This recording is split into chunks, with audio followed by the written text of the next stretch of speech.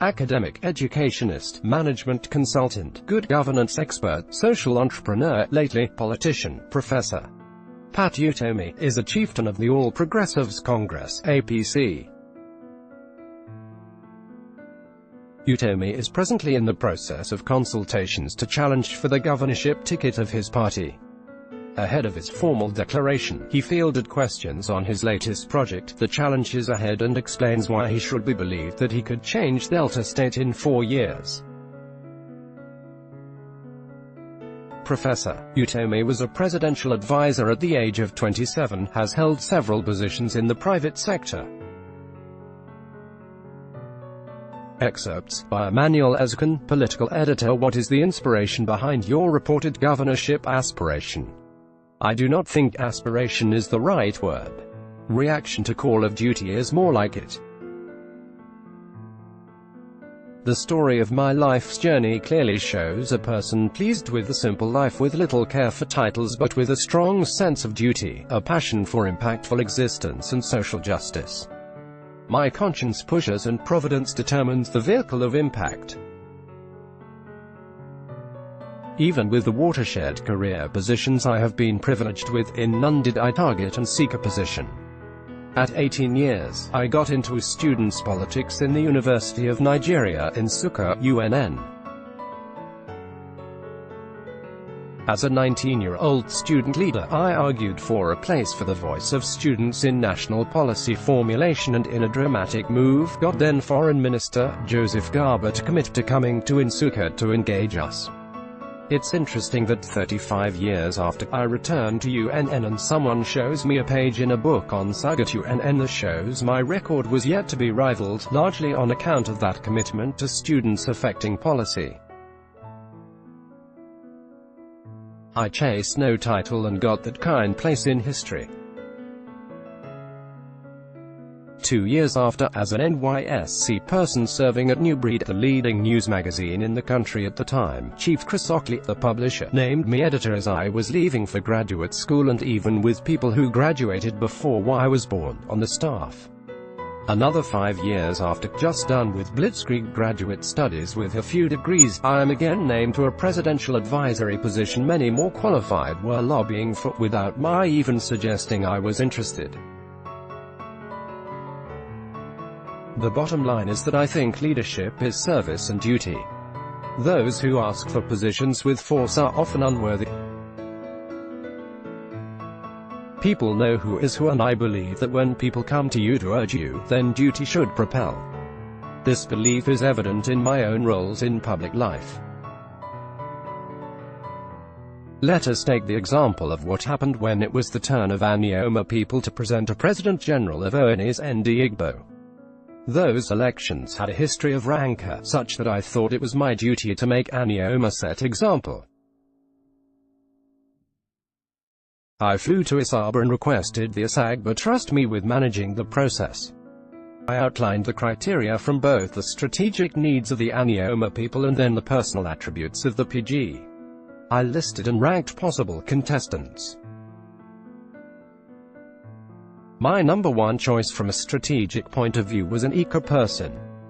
I called and visited him and spent several hours discussing the assignment, but concluded for certain personal and business reasons it was not an ideal time for him to take on such an assignment. Next on my list was Ambassador Ralph Uvicu. I called him and requested time to visit, flew to Abuja and broached the subject. I persuaded him and he agreed. Once he said yes, I flew to Asaba and briefed the Asagba. He then came to Lagos for a meeting with leading Anioma elite at his home in Ikoyi. My moves, all at my cost, were applauded. Uvicu would become PG in one of the most trouble-free Onis transitions. Chief Ralph Uvicu told the story of how I made him PG at the World Igbo Congress in Orlando, Florida 6 years ago, with people like Peter Obi present. So when groups, including one of the current aspirants, began to pressure me that I owed Delta my last tango, I was quite troubled in my spirit of duty. What finally broke my resistance, even though I fully understood the pain of Deltans at the current direction, or lack of it, of the state, and an understandable desperation to transcend from professional politicians to a so-called technocrat with a clear vision, but remained worried that the people were still easily driven by the tricks of politics, than a good understanding of the duty to the future of the children, an unusual group came. They were old boys of government college, Ughelli, and all from an ethnic stock different from mine, which appealed to my Nigerian ideal. That factor, more than anything else, aroused my sense of duty. Given your well-known national profile, one would be surprised at the level at which you are offering to serve. Why the governorship and not the presidential? A person driven by service and a desire to advance the common good of all does not look at levels. I have repeatedly said that if local government administration were not so badly messed up in Nigeria, my ideal level of government would be the local government. When people raise questions of this nature, I remind them that I had the great fortune of being acquainted with the former Prime Minister of France, Raymond Barre. He finished as mayor of Lyons. The current governor of California, Jerry Brown, was governor there when I was a student in the late 1970s. In the nearly 40 years since then, he has been an alderman, equivalent of a local government councillor. For me, it is about whether your life had impact on other lives rather than the sound of the title. But is this not because of the perceived disappointments you got in your past presidential runs? Each run I have had a go at was with specific purpose. In 2007, I ran largely to purge myself of the guilt of not taking the suggestion of Donald Duke and the late Waziri Mohammed that after we, as the concerned professionals, forced the military out of politics, stayed back. Some of us preferred the traditional politicians to return. The followers of Awad, Zik, Ekpara, Balewa, Amadu Bello and Aminu Kano did not trust the military had gone for good. They stayed back and people with far less noble intentions stepped in, and Nigeria is still paying the price of that era of judgment.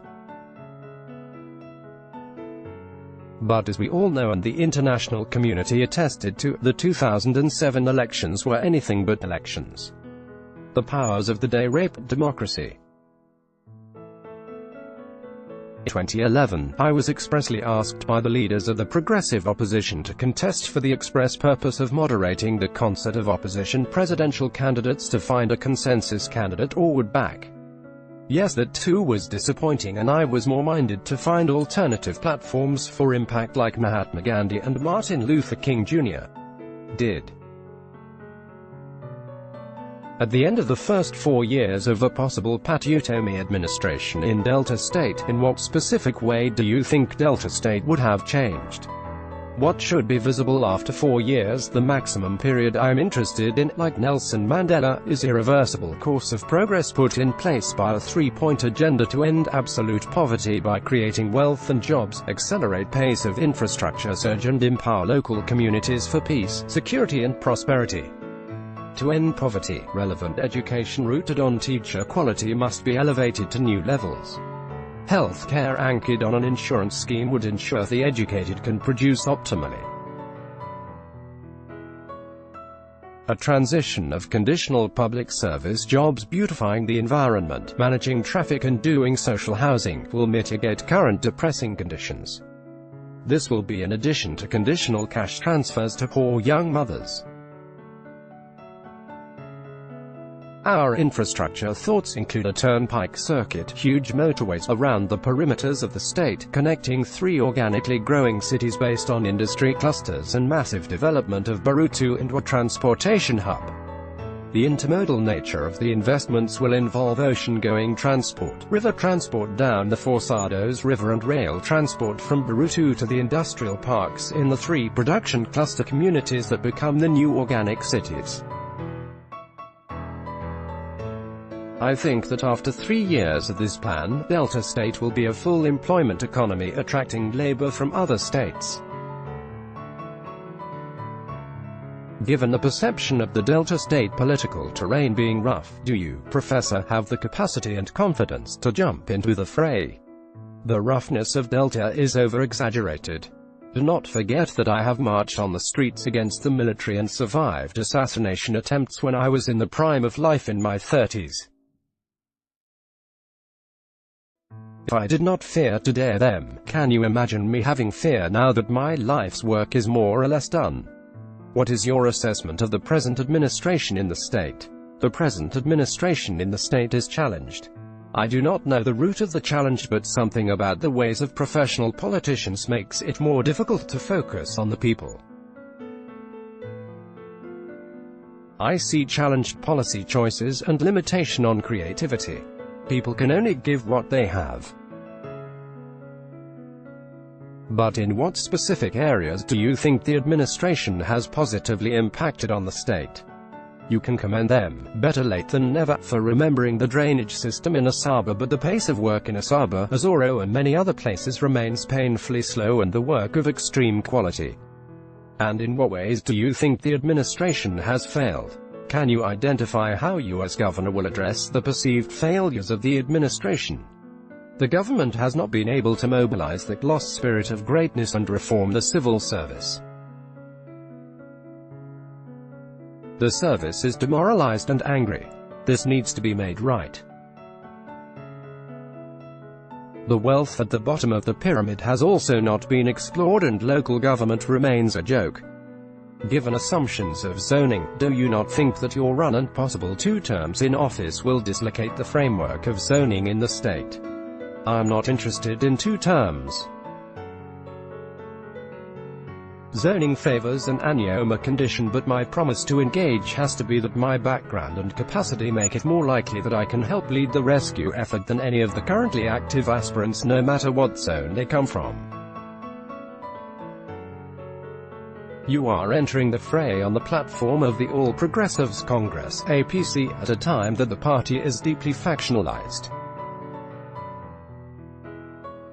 Is this not a setback?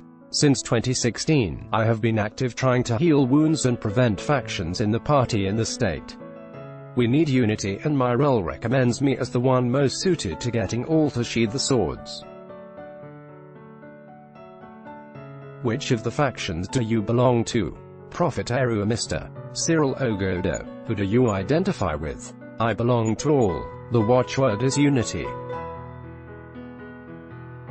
Your party, the APC, has been relatively mute on the incidents of herdsmen attacks on farmers and other communities in Delta State. Are you comfortable with that? I have not been mute. The party machinery has not been organized enough to stake out position on issues. My own farm was burnt by herdsmen 4 years ago. Still, I think the phenomenon is a complex one that involves out-engagement by real professionals. My views are well expressed here, including on Petito's gang few months ago. In what way do you think the issue of herdsmen attacks in Delta State can be resolved? I think modernization will give us abattoirs and ranches that will help resolve the issue. What do you think is your strength entering this contest? I have been around long enough for a fate judge to discern that. Having been active in industry as an executive, civil society as a social entrepreneur, academia as a noted educator and administrator, and more importantly, as a student of development economics with global exposure and network, you can judge for yourself. What specific competencies are you bringing into the campaign, and how can they rub off on the state? I was active in 2015 and I have been in several others. I also have around me many veterans from several campaigns. The old like NGR, Moses Krager, and the young like Debola Williams and Chud Gideonwad, not to talk of the Zigzulu Okafors. Who are among your competitors for the APC ticket? Dr. Odaipo, Dr. Cairo Ojugbo, Chief Great Ogaboru, ENGR. Victor Ake, among others. Would you support in the event you change your mind? Anyone who proves more worthy than the others. You were an advocate of change 4 years ago. In what ways do you think Nigeria has changed for good or for worse? We are in an evolutionary process. People who leave Egypt often, in the desert, ask to return to Egypt. Also, those who lead change can make mistake.